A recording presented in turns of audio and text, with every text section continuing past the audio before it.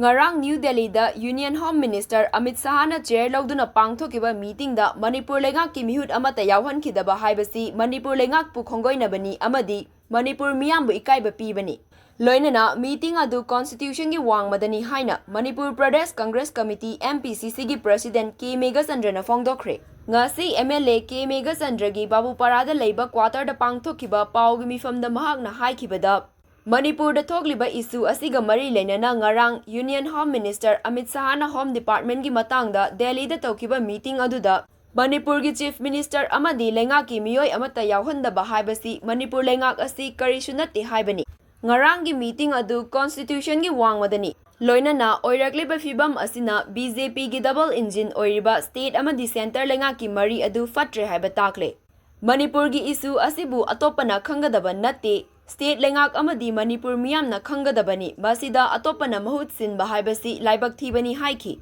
Mahakna makhatana hai Jiribamda Manipur gi Chief Minister na changma ngamdaba asina Manipur da Leingak leitre haibasi taksare. Manipur manungda fawba chatpa ngamdragadi laibak thibani. Chana thaknaba amasung petroleum product amadi nongmagi changdaba yadraba potlamsing ningthina fangdre. Tongan scheme sing paikhatpa ngamdre loinana National Highway da security yauna pochai puba truck sing chathok chasin tawba ngamlaktaba haibasi ikainingai ni. Modi gi ahum suba government lakpaga loinana senthum gi matangda wa ngangkhre adubu Manipur gi irang gi matangda ngasi fawba wa amata ngangdana leiri.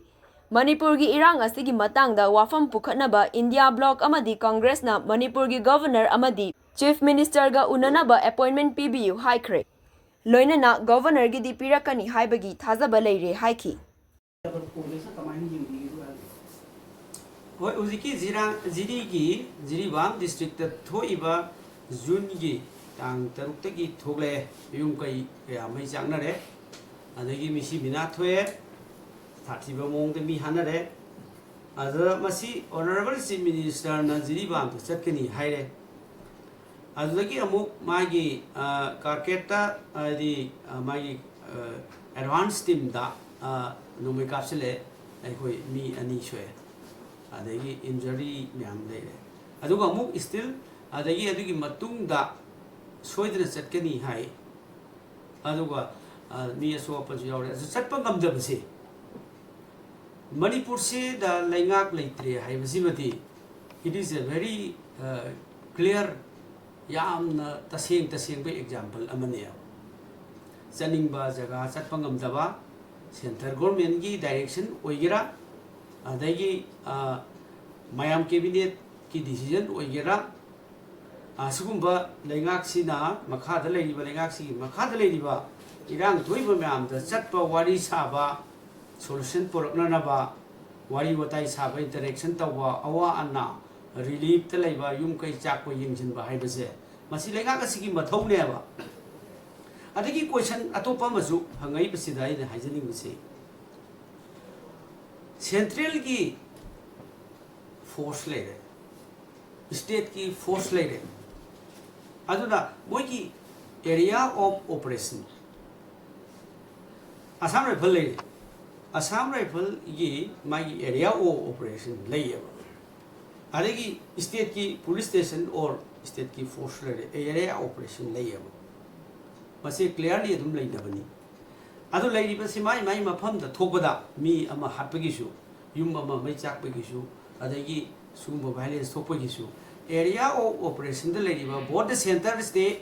central forces and the state forces ani makse responsibility imta laude ba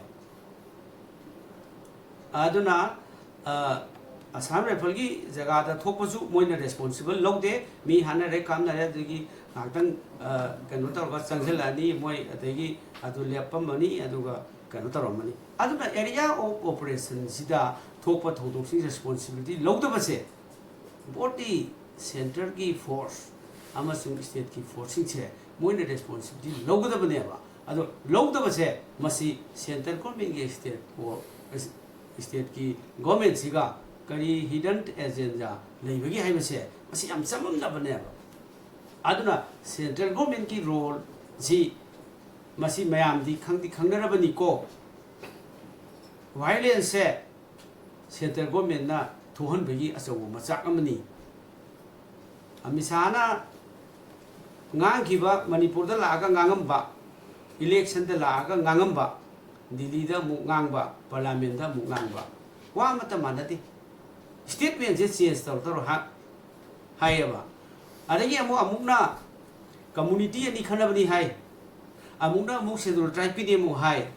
amukna amuk Myanmar dagi sangakpa militant myam sing thon bani na mu hai adagi parliament da amuk sarkar irang jil laksilani Manipur ki chief minister na cooperation piri amu hai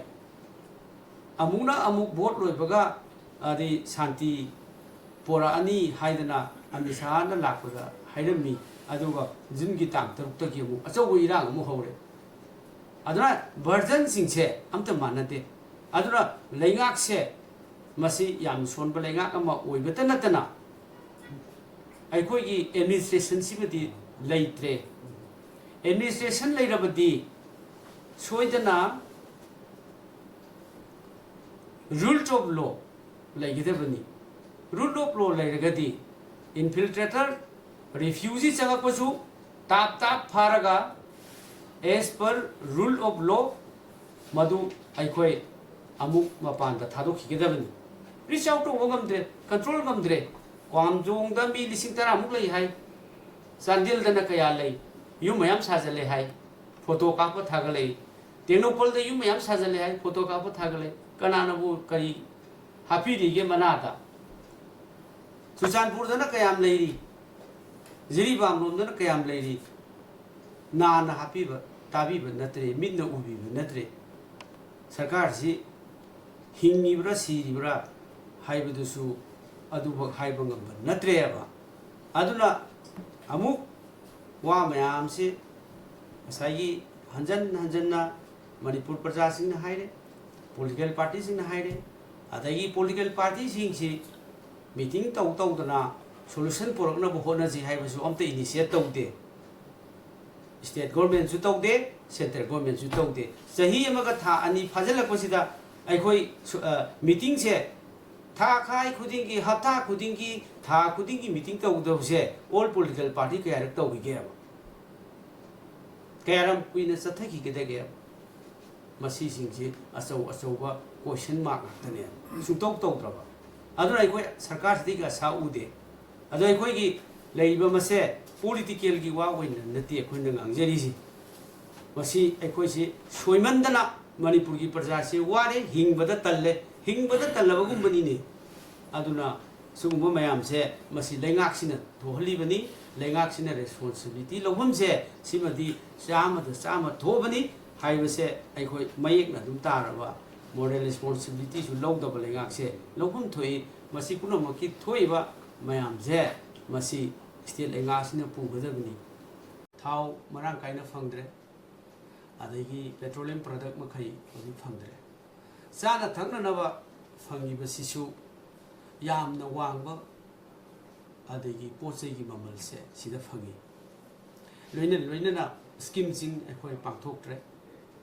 sarkar gi leiriba department sing paralyze tore laiba scheme mayam sing adagi leiriba mayam praja sing da kana ba fi gi da thabak mayam sarkar gi tolo matam sana phangdaba pensioner sing phangdaba adagi karmachari sing adagi karbar wala mayam sing tongan ba mayam industry mayam free movement national highway loina ma security yauna chatpangam daba masidi ai koi compromise tawningai leite shanti poraktri ngai da shanti laktri ngai da ai koi mayam na shanti lakna honari shanti porakna ba lawi poraktri ngai da koi siba tarabra ngarang pochai yaura aga amu halan kre hai what is this sugumba mayam aikoi amukta Manipur gi political itihas ta rajniti gi leingak lon gi wari da asugba mukta thengnadrina asuk yamna waba parja sing asuk yamna waba asuk yamna soiba sarkar asuk yamna responsibility sarkar ama leibagi adusu double engine leibagi tanja sida asuk yamna wahan basibu karino ngarang Delhi da meeting tawbada central gi aikoi gi force की top official Singh यावी मणिपुर की DG मपान Manipur की unified command law and order से control तौदोरीबा मसी मपान अदुगा मसी मोई खर खकना मणिपुर की असुगुब legislature हुमफु लेबसिदा मोई खर खकना तौरकांदा अखोई करी द हाउ करमाइन मणिपुर की प्रजा की पल से मोई अनी खक्तना खंगद्रा असम राइफल ने अखोई की पल्स मैम से खंगद्रा अखोई की मैम की मोइना लोइना कनो तौरद्रा एडमिनिस्ट्रेशन तौरद्रा लोइना तौरीब मुओंदुदी आर्टिकल 355 लेबगुंबनी स्टेट गवर्नमेंट से मोल ओबिद्राबनी अदेगी आर्टिकल 356 लेबगुंबनी अदु होय लेरगदी ऑनरेबल चीफ मिनिस्टर याउदे सरकार की रिप्रेजेंटेटिव याउदे लेजिस्लेचर सिंह याउदे हैबदसु याय बट नाउ हौजिक अखोई आर्टिकल 355 चले हैना दि लखोक्तेदना अदेगी आर्टिकल 356 ले हैबा अखोई लेतेदना अदु एबा तारबदी करीगी लेजिस्लेचर सिंह की अखोई अंडरस्टिमेट तौरिनो करीगी अखोई की लेंगाक्सी अखोईसु लेबाक्सी की सिटीजन अमनिना अखोईसु लेबाक्सी की डेमोक्रेसी से लेबाक्सीदा भारत की संविधान सिदा अखोई हिंगीबनिना अदु एरबदी अखोई प्रजा सिंसे करंब मोंग ट्रीटमेंट तौ इंडिया की लेंगाकना मणिपुर की प्रजा मणिपुर की गवर्नमेंट पीपल्स की मैंडेट पॉपुलर गवर्नमेंट सी करंब मोंग ट्रीटमेंट तौरी करंब मोंग खली करंब मोंग अखोईबो इकाई खुमनबिगे हाइबसी क्वेश्चन लाक्तरा लोइनेना मोदी 3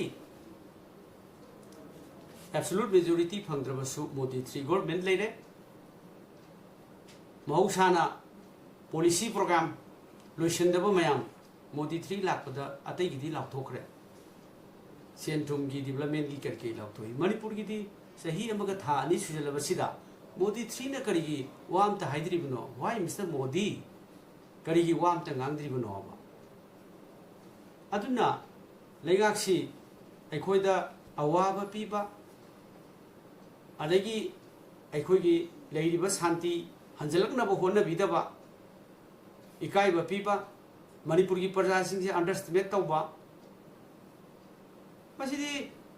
अखोइगी थाइना दुम खोइना मयामना हाइनाबा old wine in the new bottle this Modi 3 मसीदी हानगी हाना अदुम लेगदबा चथगदबा लेगाक अमनी अदुनने there is why Narendra Modi honourable prime minister of India ना मागी मोदी 3 की वासखरब मतुंगदा व्हाई अमतसु मणिपुर की मिसी मिनागी मरमदा वा गांगद्रिबा साइलेंट ओइरिबसे that is why it is just like they are not sincere मन पुक्सियन सेंगदे अदुननी old wine in the new bottle I think मसी अखोई सरकार जी मोंग से मसी सुमाइना तौरदे अखोई प्रजा मयाम सिंह सिब तारे अखोई वाब तारे अदुना हौजिकसु अखोई इंडिया ब्लॉक कांग्रेस पार्टी अखोई मयाम होई मीटिंग तौई अदुगा honourable chief minister honourable governor दा अपॉइंटमेंट पीयू हाइदना अखोई हाइग्रे अदुगा मसीगी जिलीदा जून की तांग तरुक की थोलैबा हौजिक मणिपुर प्रजा मयामना चानब थकनब पेट्रोलियम प्रोडक्ट LPG अदगी अचा थकी मयाम फंगद्रिबा मयाम रिलीफ त लेरिबा प्रॉब्लम मयाम सिंग मसीगी अखोई अथुबा सॉल्यूशन पोरकननबा अखोई खननबा मु ngahak leitana अखोई रिमाइंड तव ngahak tana ningsingba still then अखोई ऑनरेबल चीफ मिनिस्टर रजु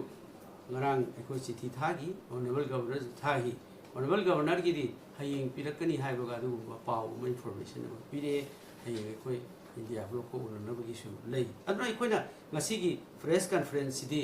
मरु ओइना आइना आइगी थमजनिंग बो वाफम दी ngarang की यूनियन मिनिस्टर की वाफम से आदुकी मति मणिपुर की प्रजा मयामबु नुंथिन पोबोपता इकाइब पीबनी मसी कॉन्स्टिट्यूशन से टोटली वायलेशन तौरे ꯑꯗꯨꯅ ꯃꯁꯤꯒꯤ ꯂꯩꯉꯥꯛꯁꯤꯒꯤ ꯃꯈꯥꯗ ꯑꯩꯈꯣꯏ ꯌꯥꯝꯅ ꯋꯥꯕ ꯑꯃꯁꯨꯡ ꯑꯩꯈꯣꯏ ꯄ꯭ꯔꯖꯥꯁꯤꯡꯁꯦ ꯁꯣꯏꯗꯅ ꯑꯗꯨꯝ ꯂꯩꯔꯅꯤ ꯃꯁꯤ ꯀꯣꯍꯟꯅꯅꯕ ꯑꯩꯈꯣꯏ ꯃꯌꯥꯝ ꯀꯟꯅ ꯍꯣꯠꯅꯕ ꯗꯔꯀꯥꯔ ꯂꯩ ꯑꯩꯈꯣꯏ ꯂꯩꯔꯤꯕ ꯀꯝꯃꯨꯅꯤꯇꯤ ꯈꯨꯗꯤꯡꯃꯛ ꯃꯁꯤ ꯈꯪꯃꯤꯟꯅꯔꯦ ꯍꯥꯏꯔꯀꯥꯟꯗ ꯁꯥꯟꯇꯤ ꯍꯟꯖꯤꯜꯂꯛꯅꯅꯕ ꯑꯩꯈꯣꯏꯁꯦ ꯍꯣꯠꯅꯕ ꯇꯉꯥꯏꯐꯗꯕ ꯑꯃ ꯂꯩ ꯍꯥꯏꯕꯁꯤ ꯑꯩꯅ ꯊꯝꯖꯅꯤꯡꯉꯤ ꯃꯌꯥꯝ ꯄꯨꯝꯅꯃꯛꯄꯨ ꯊꯥꯒꯠꯆꯔꯤ